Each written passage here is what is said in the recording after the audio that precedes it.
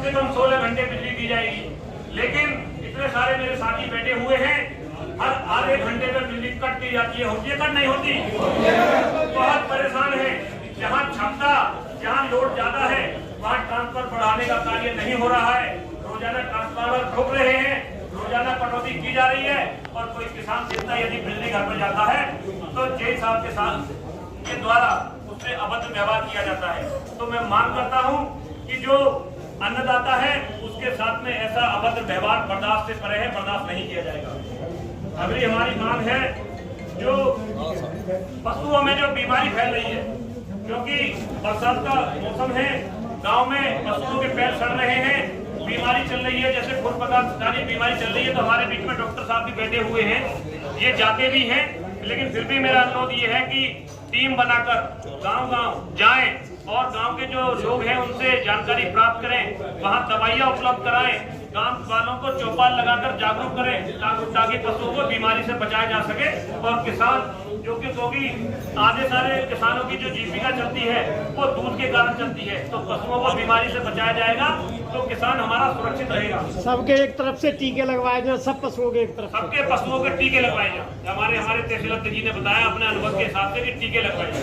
अगली हमारी मांग है, सभी गाँव में जो मच्छर, क्योंकि आजकल जल निगम के द्वारा हर गाँव में टंकी जो दवाई जा रही है बीचों बीच सड़क में, वो खोदने का कार्य कर रहे हैं, लेकिन उस पर मिट्टी डालने का कार्य नहीं हो पा रहा है, जिससे अभी बरसात में उनके ऊपर पानी भर जाता है, कीचड़ भर जाती है, बच्चे गिरते हैं, मच्छर फैल जाते हैं और मच्छर काटते हैं, लोगों में बीमारी फैलने का काम होता है। तो जल निगम विभाग से मैं ये भी मांग करूंगा और अपने वीडियो महोदय से ये मांग करूंगा कि आपके निकट में वो ऐसा जिस गाँव में जितनी टंकी वो दाब रहे हैं पहले उसको बंद करें, उसके बाद में आगे का निर्माण करना चाहूँगा।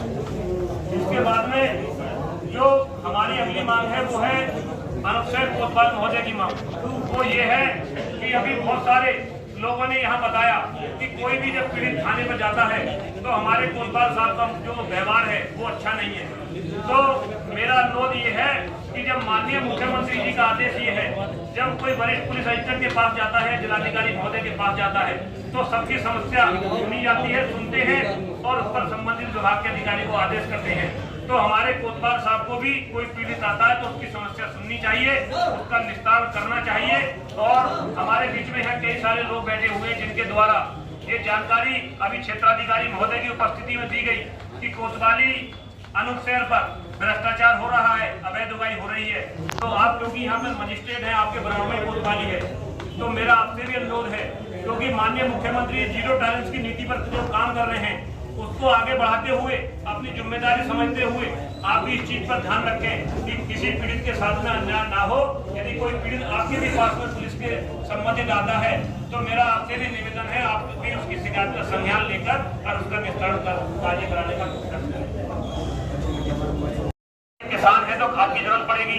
जो दुकान पर जाते हैं तो उस खाद के कट्टे के साथ में वो 2 दवाइयां अलग से दे देते हैं। जब तक आप उस दवाई को नहीं लोगे, वो लगभग 200-250 रुपए की दवाई है, जब तक आप उस दवाई को नहीं लोगे, जब तक वो आपको खाद का कट्टा नहीं देंगे, तो माननीय मुख्यमंत्री जी की तरफ से एक अभी आदेश जारी हुआ है, मैंने अभी पेपर में 3-4 दिन पहले पढ़ा था, और सभी किसान भाइयों से भी मैं कह रहा हूँ कि यदि ऐसा कोई कार्य करता है तो उसके लाइसेंस के निरस्तीकरण के आदेश माननीय मुख्यमंत्री जी की तरफ से हो रखे हैं। यदि ऐसा कोई कार्य करता है तो आप उसके फोटो, उसकी वीडियो बना लो और मेरे नंबर पर 8077722030 पर भेजने कष्ट करो। जिलाधिकारी महोदय से मिलकर उसकी दुकान पर सील लगवाने का, उसका लाइसेंस खत्म करवाने का काम करेंगे, ये मेरा आपसे वादा है।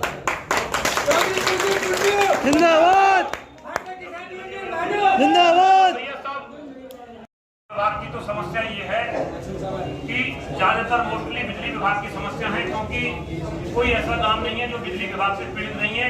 चाहे वो इस वजह से पीड़ित है कि ट्यूबवेल का बिल ज्यादा है, चाहे वो इस वजह से पीड़ित है कि FIR दर्ज हो गई है, चाहे वो इस वजह से पीड़ित है कि गांव में ट्यूबवेल में समय लाइट नहीं आ रही है और बच्चे, गर्मी बहुत ज्यादा पड़ रही है, टेम्परेचर समय बहुत ज्यादा है, और उसके बावजूद भी लाइट का बार बार कटने से जो बच्चे हैं वो परेशान हो रहे हैं, बीमार हो रहे हैं। जो हमारे बच्चे हैं उनको स्कूल जाने में भारी समस्या का सामना करना पड़ रहा है। तो खासतौर से बिजली विभाग पर तो पूर्ण से ध्यान दें।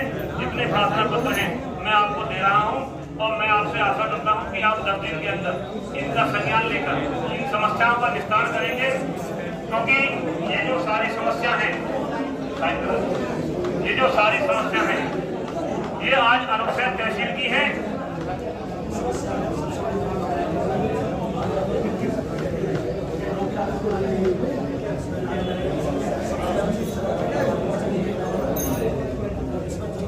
ये जो आज की हमारी जो तहसील अनुच्छेद में धरना प्रदर्शन किया गया है, ये जो सारी समस्याएं हैं, ये ज्यादातर समस्या अनुच्छेद तहसील की है।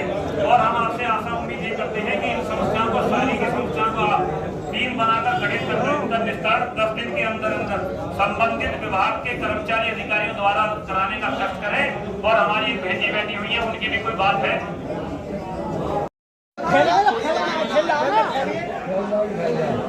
जो फोटो तुम ना पहले आओ, तुम पहुंचो यार, मैं पहले आते